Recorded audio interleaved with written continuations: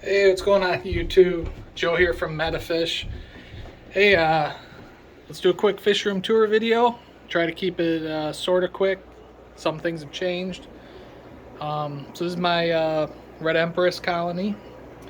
We got some fry that we recently moved down here.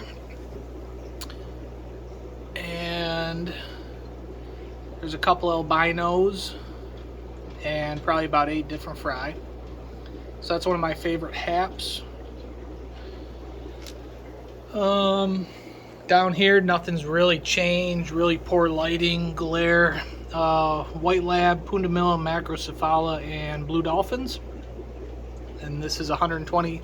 This is a 100-gallon tank, kind of just a little bit shorter, and this is a 120 on top. So they're gonna get filters cleaned. We're doing amazing on the albino galaxy guppies. Lots of big females in here. I took a lot of the males to the last swap meet, and they were one of the first ones to sell out. Looks like the guppy grass is starting to die out a little bit, which makes more room for fish.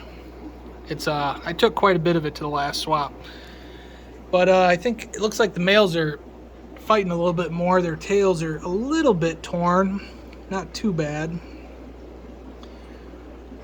There's a younger male. But yeah, those are going real good. And then there's nothing down here. I'm probably going to move some fish to that pretty soon. The Maltese are doing amazing as usual. These are the multifasciatus shell dwellers from Lake Tanganyika. And you can see down here with the glare, this is all the tetramin we go through. And that's only part of it. So we do this tetracolor granule.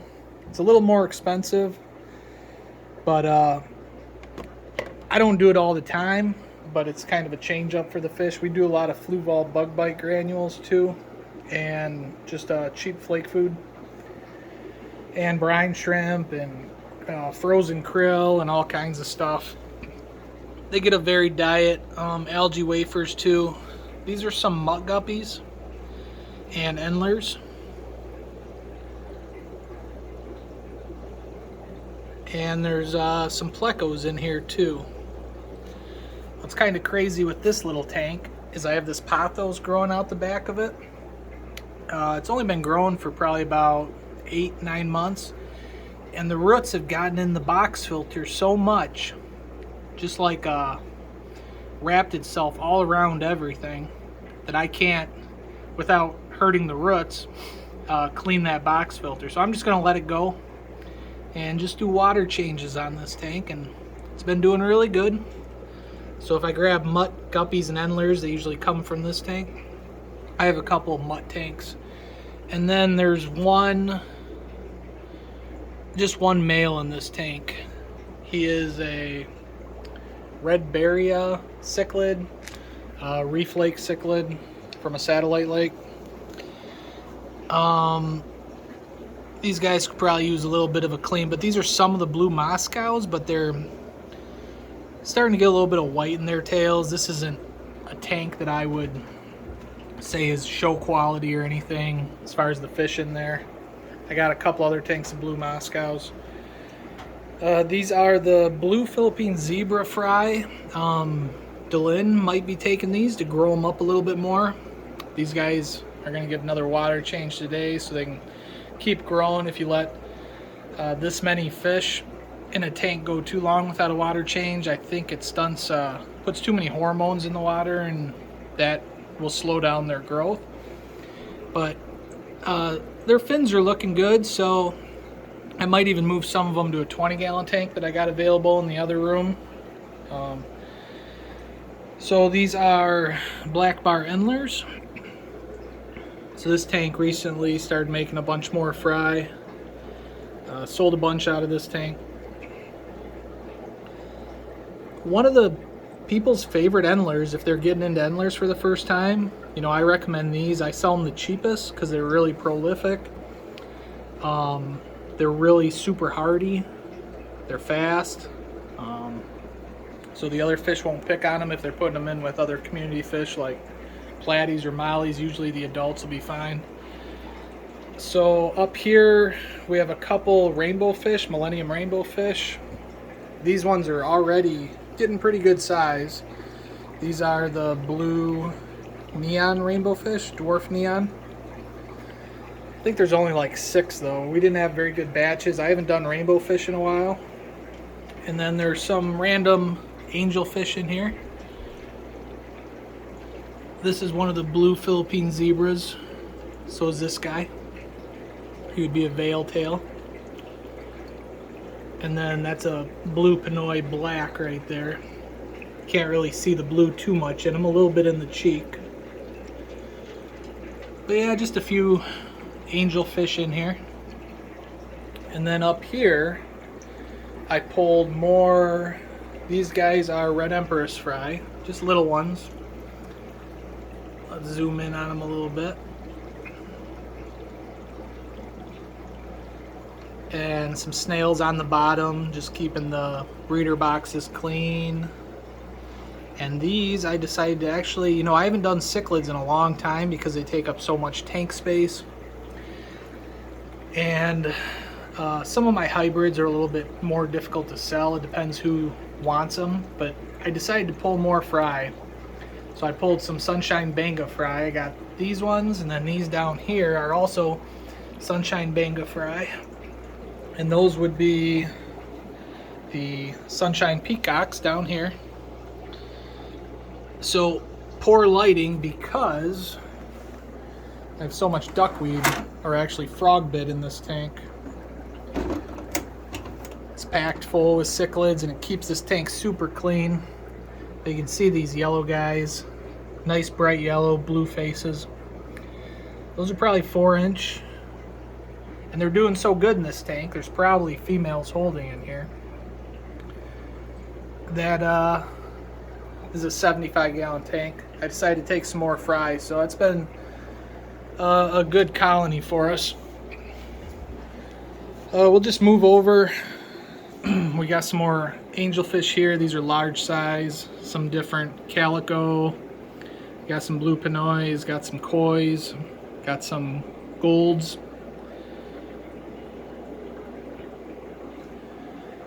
And this is a 110-gallon tank, so it's super tall, but it's only 18 inches wide, 4 foot long. These guys are doing really good, so I pulled the top plants out and I put up new lighting. I think there's too much lighting, and the algae that was growing from the lights, some of these guys just didn't do very good. But now they're eating like crazy and they're growing like crazy. And these are mostly the same types, blue Pinoy, different calicos. Some of them will turn out looking super nice. Some will be, you know, mediocre. And these guys recently got a big change. These are the Dimidochromis strigatus. There's one male in here who's really nice. This guy right here. I don't know if I can turn the camera light on or not. Probably not. But if he was, you can tell he's hiding under all the frog bit up there. But yeah, sold a decent amount of these guys. They're pretty finally getting some color to them. I bred those probably about 2 years ago. Moving over, this is a 110-gallon tank. It's 2 foot wide, and this bottom tank's 2 foot wide. Actually, this is 120-gallon. That's 110. It's a little bit shorter on the bottom. And these are white veil and blue Pinoy veil angelfish. Their veils and their fins are all super long and nice in this tank. So if you're local, you're looking for angelfish, let me know. These guys are close to, I mean, they're over a quarter body size. Put my hand up to the tank here. Quite a few in here, but again, it's 120-gallon tank, and I don't have anything in these breeder boxes anymore. I used to raise rainbow fish up here. Maybe I will in the future, but I still leave them running. They're just extra filters. I mean, it's basically, you got extra refugiums here. This is Java moss. Just put a little bit of that in each of the filters and have a slow trickle of water, and you're not going to get any cleaner, better filtration than that. So just a little tip, those breeder boxes serve multiple purposes. Even if you're not raising fry in them, you know, still use them. If nothing else, put a sponge in here, or put some lava rocks, or just something where the water passes by a surface area. So I have that in quite a few tanks around right now. These guys got a big water change yesterday. This little 10-gallon tank, these are my yellow swordtails. Let me zoom in on it, I guess. I don't have a good light, so I have more of these throughout the fish room. But there's just a few plants that's mostly Easter grass back there, and this tank was never even supposed to be here. But, you know, I had room next to this. This is a 6-foot long tank stand, and this is a 120-gallon tank. It's only 5 foot long though, so it's kind of a unique size. So it's got an extra foot on the end. I'm like, ah, throw a 10-gallon tank here, and this tank's been really good for us. I always take swordtails out of there, and they keep making more. So yeah, just more angelfish in here. This is big, huge clumps of Java fern growing in the corner here. The Vallisneria is never done real well, probably because we have Geophagus in here. These are Geophagus steindachnerii. They're the red hump Geophagus. So these guys are juveniles. They're subadults, I would say. He's starting to get his red hump, but it'll get a lot bigger and more red than that. So they're not really breeding in here. Looks like I got quite a few males. But their bodies are really pretty, real shiny. Let me see if I can't get one. Like a turquoise scale kind of deal. But yeah, we've had those for quite a while. We've bred quite a few steindachnerii. Up here, not a whole lot going on. I might pull some angelfish eggs, I just noticed, and use one of these containers with a little methylene blue. That's usually how I do angelfish. These are Stoller Endlers, kind of rare. Finally starting to get these out in Michigan. Sold a couple different batches. These are the ones with two, like a perfect Stoller Endler has two spots on its side, like side by side, two equal size black spots. Like that one up there is pretty good, but you can't really see his other side. So I don't work too hard with these, but I did get a Showline pair when I bought them, and they've been breeding pretty true. I don't put too much effort into any individual Endler. This, I just filled it up and threw the adults in here. These are more albino galaxies because they were in this cheese ball container, and I noticed they were eating all their fry. They had a big batch of albino galaxy fry, so I pulled the adults out, and now I feed the fry baby brine shrimp. So just got done feeding that this morning. These 5-gallon tanks up here, so we got 10 tanks attached to the wall. And it's been working great for almost 2 years now, I would say. So nothing's really changed. Just try to cull some of these red volcano endlers out of here that aren't perfect. And those go into the muck guppy tanks. And these are red volcano endlers too. So I'm trying to breed those up. And you see that one dwarf neon rainbow fish back there. Gets along. Rainbow fish get along really good with endlers. But when they get a certain size, the rainbow fish will eat the fry. I've noticed that. This tank, for some reason, has Hydra. I had another tank with Hydra, and I cleared that up, which isn't really that damaging. I mean, I guess it's bad for baby shrimp, and it loves brine shrimp and small pieces of any kind of fish food. It'll grab it. I don't know if you can see it. It's kind of like, almost like a hand that attaches to a surface, and it'll attach. It's here, but it's starting to die out in this platies, but it'll attach to plants too. And then if it keeps getting food, if it gets like small brine shrimp, or if it gets baby shrimp, or if it keeps getting like powder food, it'll just keep growing and multiplying. And it's not that harmful from what I've noticed. it will die out, and you can scrape it off the glass. You can throw away plants that it might be on. I don't have it too bad, but I had it on a couple tanks, and it looks like it's spread a little bit. Eventually it'll die off though, as soon as I change up what's in the tanks. So these are more albino galaxy guppies.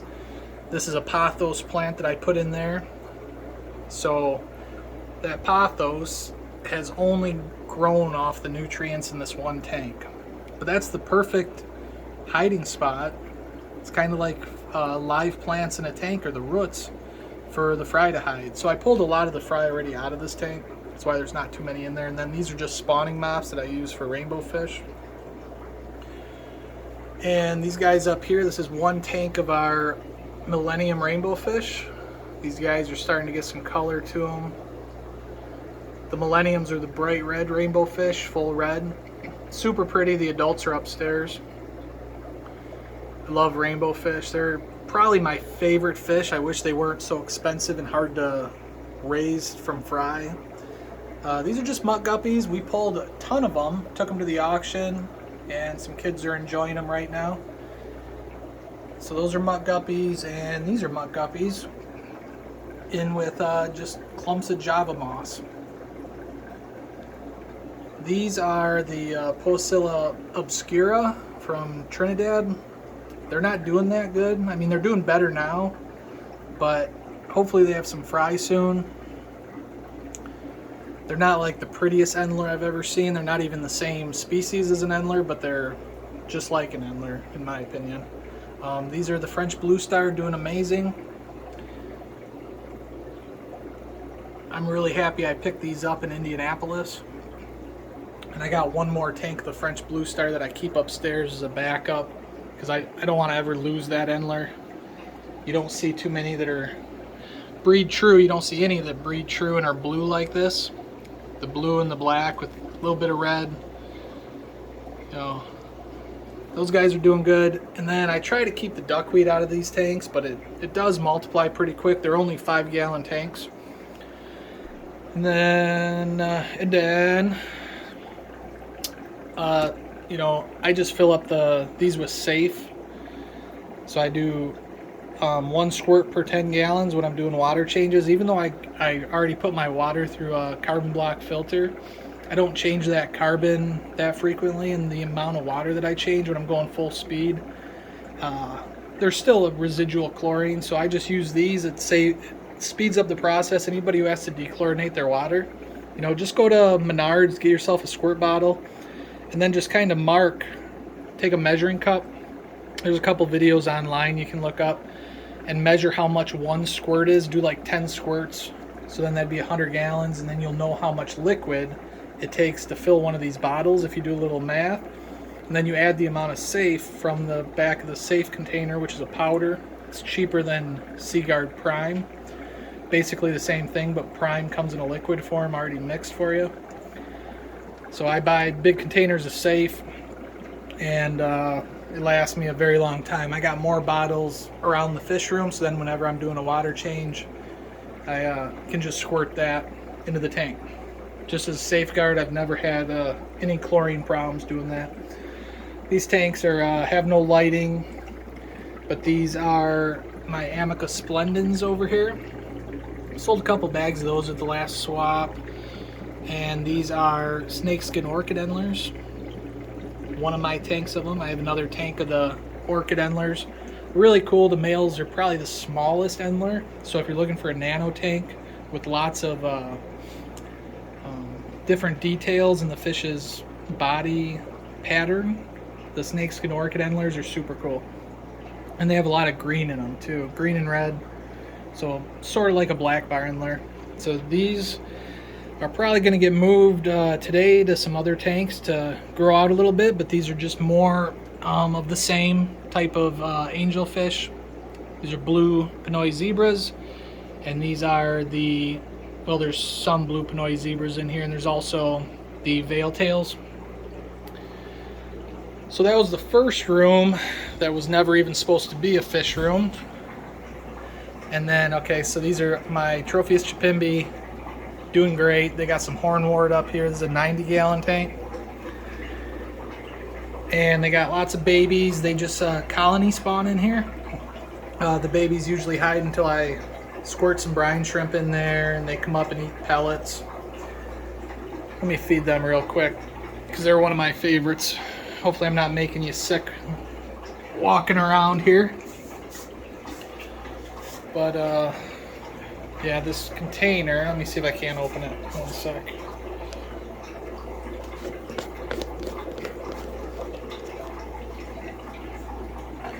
Need to get a tripod.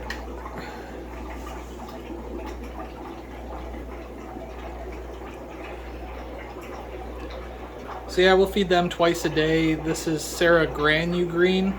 It's my favorite Tropheus food. You can see some of the babies coming out of the rocks, trying to grab a pellet and scoot back in. Yeah, those are the Chipimbis. Doing awesome. Tropheus, if you want to dedicate a whole tank, at least a 90 gallon in my opinion, you might be able to do a 75, but a 6-foot tank is way better. This is a 90, so kind of the minimum size I would recommend. And if you're willing to spend the money on a big group of fish, because you can't just have 5 or 10 of them, you really need 20 to 30. You can't have a more fun tank than this. They're just so fun to watch. They're always doing something. They pay attention to you. They know when feeding time is. They go nuts for it. And yeah, they're really cool fish. So let's see here. Down here is kind of just some hodgepodge fish. There's a super nice yellow blaze lithobay here. He's a hybrid yellow blaze lithobay. He bred with a sulfur head. So I have a few of those in here. That's a VC10 female back there. This tank's getting a water change here soon, but you can see they just non-stop breed in here. I'm sure those are like full-grown fry that she's trying to protect. So I just don't really need those right now. I don't really have space, want to have them.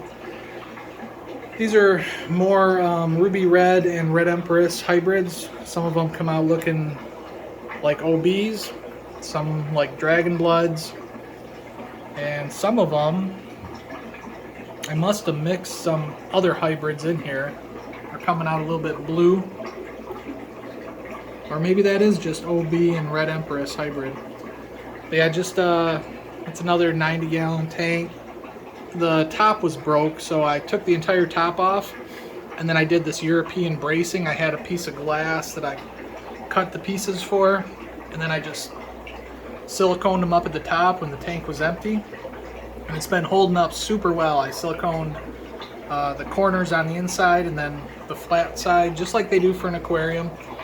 Never had any problems with bowing or the silicone, you know, coming off at all. So if you like the look of that tank, I know it's kind of dirty, but that's like a Euro brace tank. So you can take if you ever have a problem with the top on your tank, you know, that's something you can do. You can cut 3 pieces of glass and make your own brace up at the top. I like the look of it.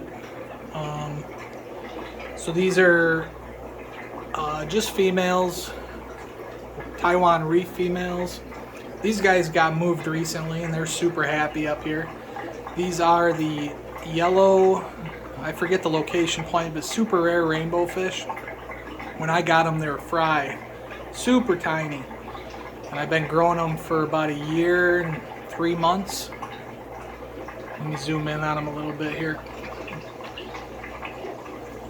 So hopefully they're going to start breeding here pretty soon. They're pretty good size. But they lost a lot of color when I moved them.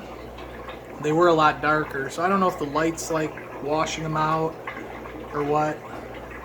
But they pay close attention to you. When you feed them, they go nuts. So they're kind of a bigger rainbow fish. They'll get, you know, 6 inches. So a 40 gallon tank's probably not big enough for them. But for a group this size, it was an upgrade. They came from a 20 gallon. So there's a Chilo tilapia utilis. There's like a group of 4 in here I'm raising up for a future project. I got more rainbow fish or angel fish down here. These are more of the veils and blue pinoys, as well as over here. So yeah, I do have a good amount of angel fish still sell. There's just a single guy here, kind of a jerk. He's like a 6-inch fish. A couple single males in here. And really nothing in all the breeder boxes up here. There's some swordtails in here that jumped out of the breeder boxes. These are the yellow swordtails. If I could zoom in on them, they'd stop zipping around. They're a really pretty swordtail. But I don't think the camera's going to focus on them too well. But yeah, just when they were teeny tiny fry, they fell out of the back of one of these breeder boxes. They've been living in here. And there's some plecos in here. This tank's going to get it clean. Down here I have koi and gold angelfish. Is a 100-gallon tank or 180-gallon tank.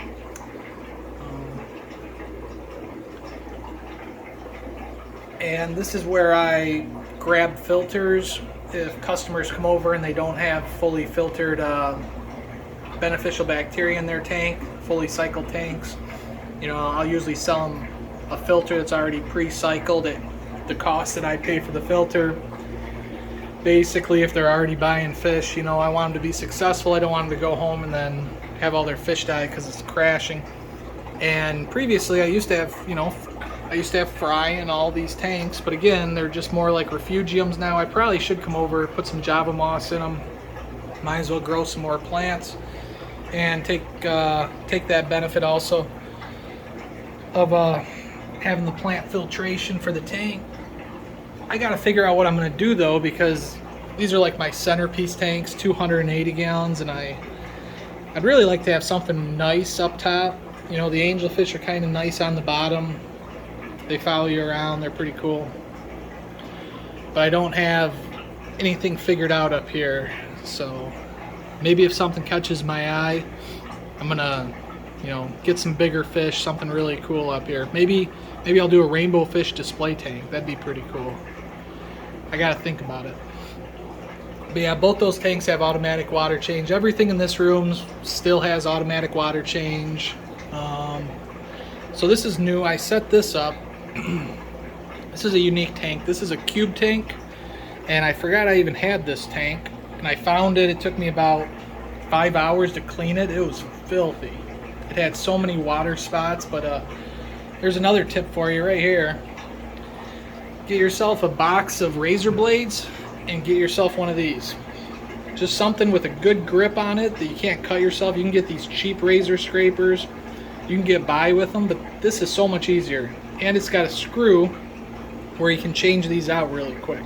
So once you start scraping on a tank and you're trying to get all the water spots off or anything, you wouldn't believe how dirty this tank was. It was pure white, and some of the water's calcium deposits and stuff were so thick and hard. It took a lot of scraping. But all you need to bring a tank back to 100%, as long as you're careful not to scrape the silicone, you don't want to do that. You can work wonders with one of these razor scrapers, I guess you'd call it. I don't know. Get that, and then a box of 100 razor blades is like $5 or $10, super cheap. But about, you know, every 4 or 5 minutes, you know, scrape one way against the glass and then turn it around and scrape with the other side of the razor, and that other side will still be sharp. So it's just like sharpening a knife. You know, you can use both sides and it'll bend the metal back one way. So you can get away with using one until you'll notice that it's not really taking off the calcium deposits and the really hard algae or whatever gunk you're working with, and then just change the blade out. And I put them in a glass jar. You don't want to just throw these blades away. You don't want your garbage man to get cut if there's random, or your kids or pets to have random loose razor blades. So I put them in a glass jar, and then I'll throw the whole jar away. Probably. I don't know. I've never had to throw it away. But yeah, there's a couple swordtails up here, a couple plecos, mostly snails, just to kind of keep the breeder boxes clean. And I'll move the snails around. They're kind of my cleaning crew. They're just ramshorn snails. So I'm raising a few more angelfish in here. And these are just Walmart totes. I was raising Tropheus in here. but I sold all the Tropheus. So I got a little corner sink, and yeah, dehumidifier down here in the corner. So that puts a lot of the heat into the room and keeps the humidity down, because with all this, these aren't tight fitting lids, you know, some of this stuff isn't, this is fully open up here. I never made lids for that tank. That one's fully closed because it's heated, but I don't heat this top one. Probably should make some lids for it here eventually, but so this is all pretty much the same as it was. These are Tiger Endlers, always a good seller, really cool Endler. I have 2 tanks of them, and these are kind of mutt guppies right now. This guy is kind of nice. There's a small breeding group. This is a really small cichlid. Those are multicolor Victorias. These are mutts, but I call these, I've been selling a ton of these. You know, I told you guys I was going to make some clown puke guppies, and pretty much anytime a really nice one comes up, somebody comes over and snatches it. So they got all the colors of the rainbow. Some of them, there's no great ones in here right now, but I'll give it a little time. There will be. These are red volcano endlers that used to be in with the big rainbow fish that I showed you earlier. These are the Alvarezi swords, so I'm trying to work on these, and that was the whole purpose. They eat their fry like immediately, so they're super hard to breed. That was the purpose of this tank. I didn't even go over the purpose of this. So what I did is I cleaned the tank up. I got a box filter in here, just like I do for all my tanks. Box filter, sponge filter, very similar. And then I made this breeding container. This is the bottom of an old refrigerator, because I collect garbage apparently. And I saw this in the garage and I'm like, oh, I could use that. It's about the right size. So I drilled holes, and that was kind of a lot of work. I used a soldering iron, and I made these holes in the bottom of it, and it took a while because every time it's pretty thick plastic. It's probably about 1 centimeter thick plastic, and every time you melted a hole, it would have a ridge on it. So you'd have to take a screwdriver and break that ridge off, or else the swordtail fry won't make it over. They're too weak when they're first born to make it over the ridge, was my fear, and actually make it into the hole where then they would fall into the tank. So every day, all I really have to do is just check the bottom of the tank, see if there's any new fry in here, and it keeps them safe from the parents. So I got 2 pregnant females currently in here, and then I got the air from the box filter just bubbling up, so that's going to keep the circulation in this box area going, or at least that's my thought. So I'll let you know how it works out. But if I try to colony breed those guys, they just eat all their fry, and they're a super pretty swordtail. If you've seen them on any of my other videos, I've just never been able to offer them to the public. They're super red, and these are wild caught. They got that beautiful sheen on their tail, black outline bordering their tail, but they are rough on their fry. So that's my project right now. These are snakeskin orchid endlers. These are the ones I was telling you where the males stay super small. And Java moss in a dirty tank. Gotta clean that up. Limia perugiae, I gotta work on these. They should be bigger than they are. It's probably because this tank's too crowded. These are all 10-gallon tanks. So looking down this rack, you got 7 10 gallons up top, 7 10 gallons on the bottom, and then my Tropheus down here. These are the Duboisii Maswas. They're still doing good. They kind of slowed down on breeding for me. I think I lost a couple females, unfortunately. These are black bar endlers. Another tank of those. These are Santa Maria endlers with lots of Java moss. These are mutt guppies with Java fern, Java moss. These are Millennium rainbow fish. second tank of these guys. And you can tell the males are already starting to look pretty nice. It'd be a pretty cool tank already, and then you can watch them grow. They'll get just wider, taller, and they'll get about 3 inches long. So I got the breeders upstairs in a 55 gallon. I would say that's the minimum for these rainbow fish, because they do get 4 inches, 4.5, 5 inches. These are also Santa Marias. I gotta cull this tank a little bit. Like that one right there that's showing off. That one is not one that I want to breed with the rest of them. And yeah, I think that does it for those 10-gallon tanks. These are Spillonatus Tanzania. Couple males in here. Tank really hasn't changed that much. There's some mutt fish in here. VC10s, Dragon Bloods, a couple nice peacocks, starting to show some color. But they're getting a water change. Everything here is getting a water change today. Filter clean. So these are kind of mutt fish. These are blue dolphins. Got some Dragon Bloods in here, ice Dragon Bloods. Pretty good size ones. Those are 3.5, 4 inches. Just some random nice peacocks in here. These are Apache hybrids. These guys need to be spread out a little bit more. There's a few too many in this tank. They're getting a full, I do like 90% water changes on my cichlids. They love it. As long as your fish isn't sick and you're not putting chlorinated or really different temperature water in your tank, big water changes, in my opinion, are the way to go. You reduce so much more of the hormones and the stuff that stunts their growth, the nitrates and all that, with a big water change, that it's beneficial. So I'm doing a huge water change down here also. There's a couple plecos here, but these are just VC10s. Still waiting for the males to show themselves. I wouldn't mind having another VC10 breeding group.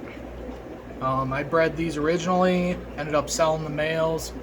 They do get pretty big, about 9 inches. I had a couple really nice males, beautiful fish. So I figure I want to do one more group of them, see how that goes. Probably going to do some water changes here.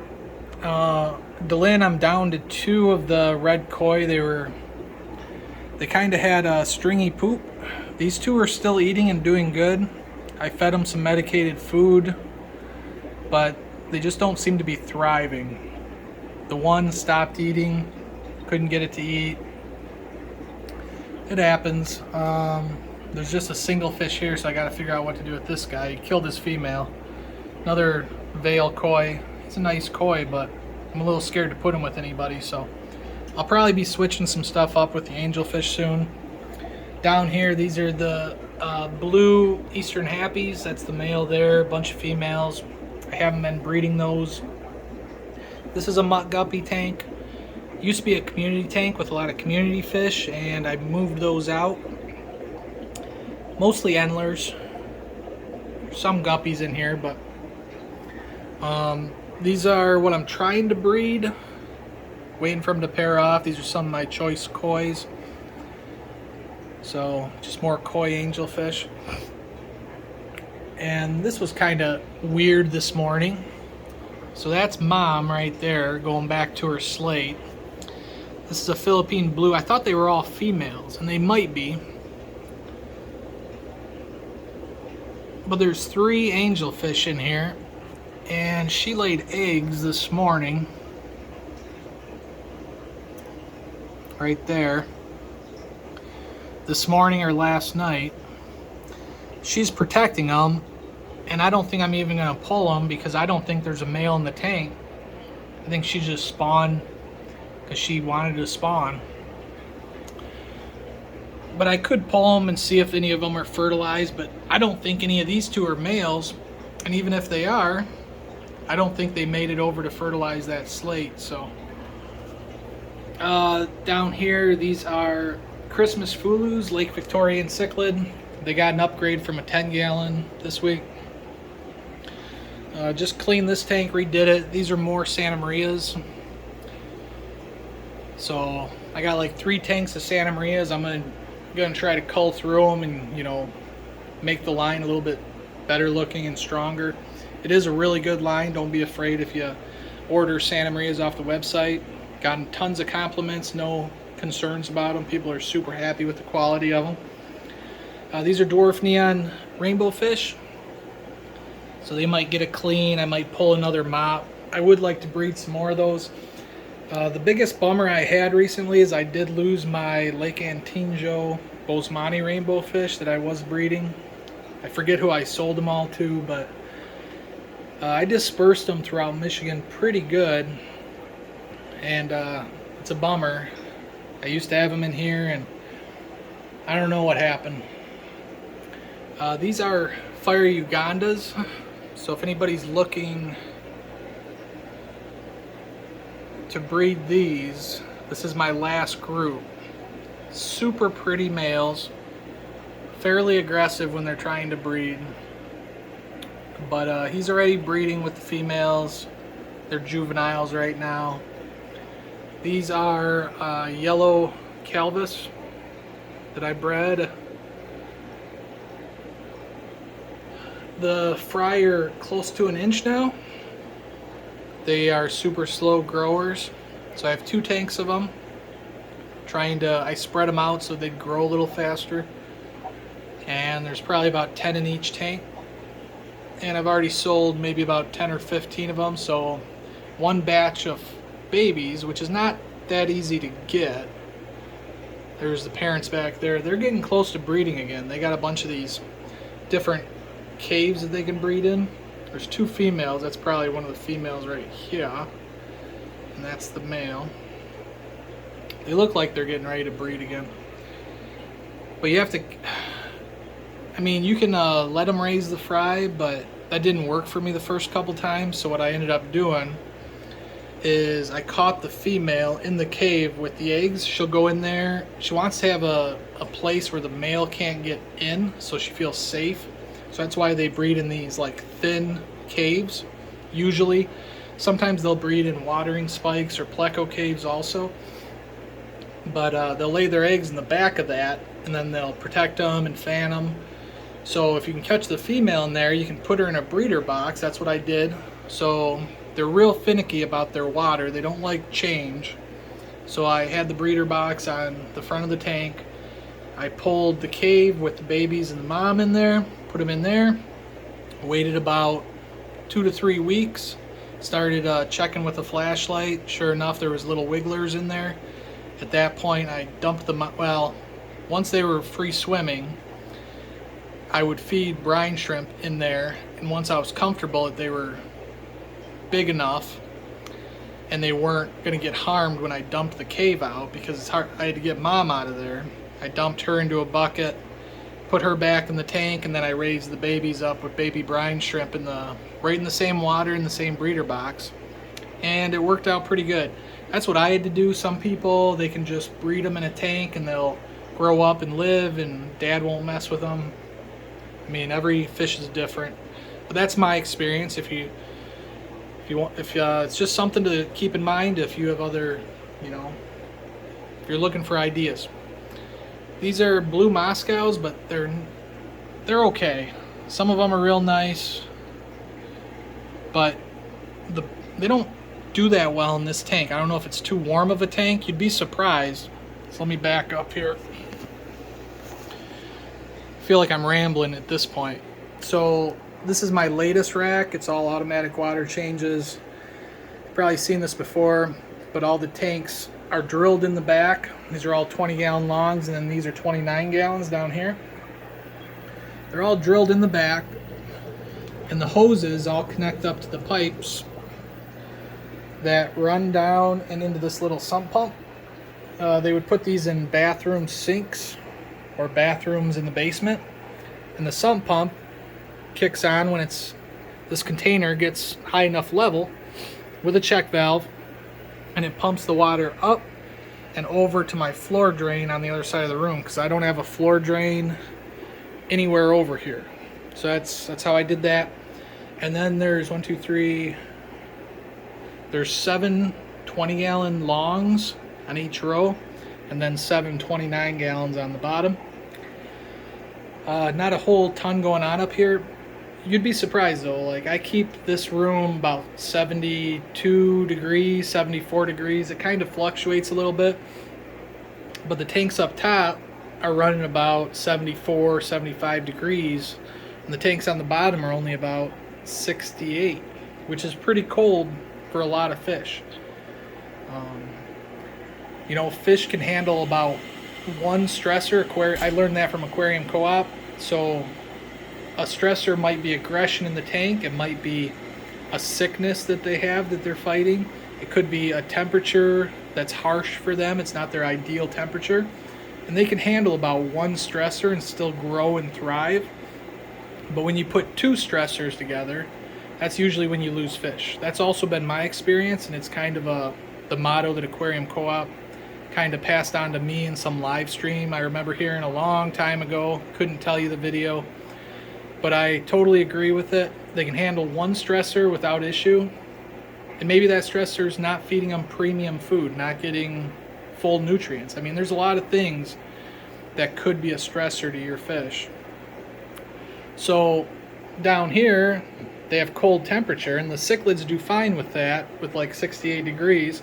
It slows them down a little bit. They don't grow quite as fast, but they do grow to full size eventually and without issue. But you don't want to add any of those stressors, because then if one thing happens, you can start having issues. And another stressor is not the right size tank. So that's something you're going to have to learn. If you take fry, if you're breeding fish, and you take fry and you move them from a breeder box to a, let's say a 75-gallon tank, and there's only 5 fry, and they're already a little skittish, they're probably just going to die. Because they don't like that big open space. They've known their whole life like a confined space. They can pay attention to all their friends, and that's how they feel secure. So moving fish at the right time, the right quantities, can make a big impact on how long it takes them to settle in, and if they're going to die or get sick from that. If they're already sick and you move them and now they're skittish about their environment, that's like 2 stressors. So you have a much higher chance of having an issue with your fish. Changing the water, if there's chlorine in the water, if there's different makeup of the water, different minerals and stuff, it's another stressor. So a lot of people online are saying, well, what's better, to change your water or to not change your water? And some people say, oh, I don't ever change my water and it's great for my fish and I'd never have any issues, but then as soon as I change my water, you know, the fish die.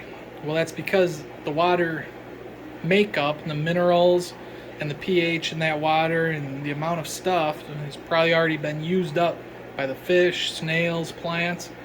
And then you change your water and yeah, you think doing a water change killed my fish. I shouldn't do water changes.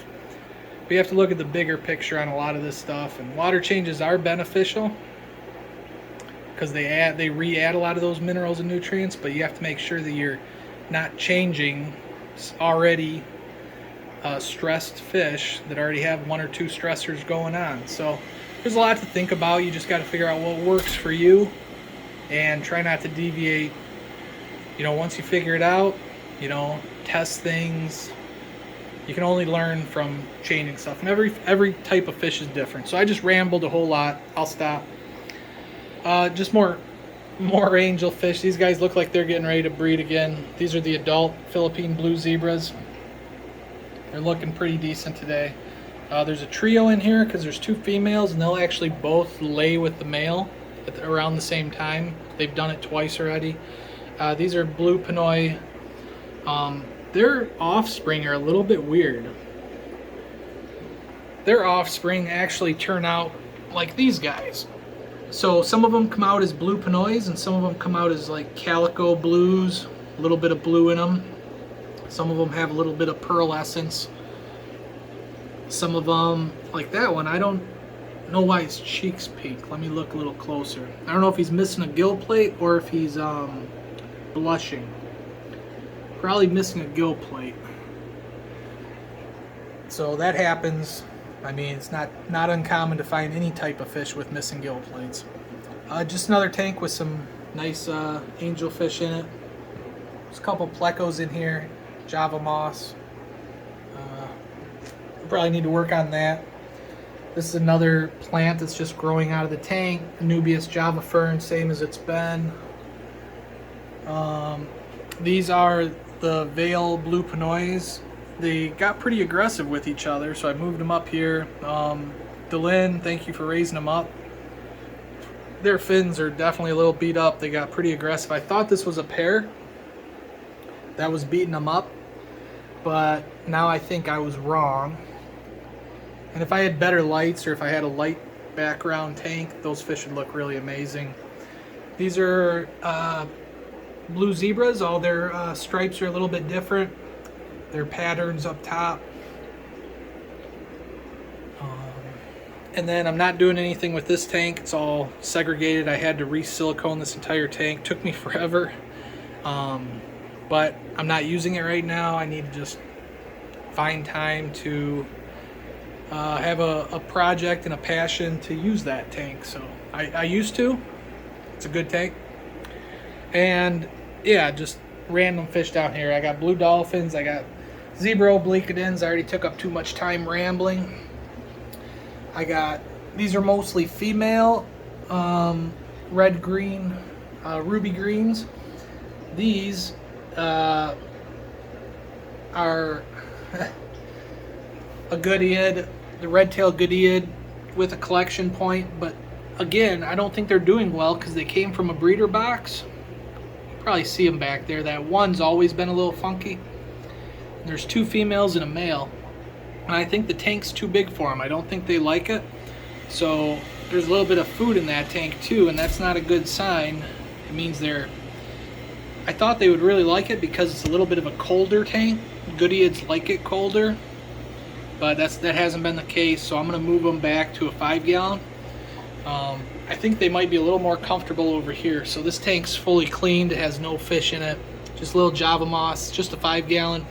I'm going to put those Goodids there and see how they do, because I'd really like to get some more fry from them. These are ruby greens. They're definitely skittish because I don't usually move in this way, but these are mostly males here. Super pretty fish. It's usually on the top of most fish keepers' list, but they can be kind of ornery.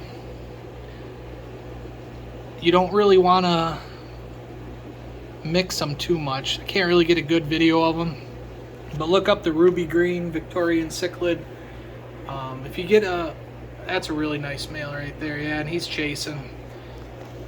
But if you want to dedicate a big tank to this fish, it is gorgeous. That green on the bottom will get bright dark. It'll be dark, but it'll be vibrant and bright, and they are really pretty fish. But you have to give them enough space, or you don't want to have too many stressors. That's about it. I mean, you can see I don't give these guys a lot of space. They're doing fine. A lot of males and a few females in here, and these are mostly the females. But yeah, these are 2 open tanks, Hippo Point salmons here, and everything's kind of got horrible glare in this room, so I'm going over it kind of quick. I got some plecos in both these tanks, super red plecos. I need to start trying to breed. They're really nice color, some high quality super reds. So yeah, my voice is getting sore, and I appreciate everybody tuning in. These are more Yellow Blaze Lithobait hybrids, and they're going to be hiding because unless I'm feeding them, you know, they're just smart. They know what's going on. They're like, ah, he's acting weird. He's up to something. I better hide. Maybe he's going to change my tank again. So thanks for watching. Hopefully you enjoyed that fisherman video.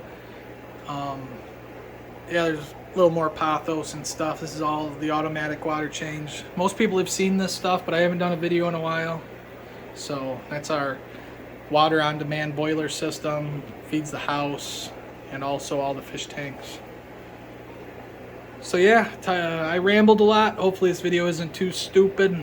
And talk to everybody later. Hope everybody is having fun in the fish hobby. Bye.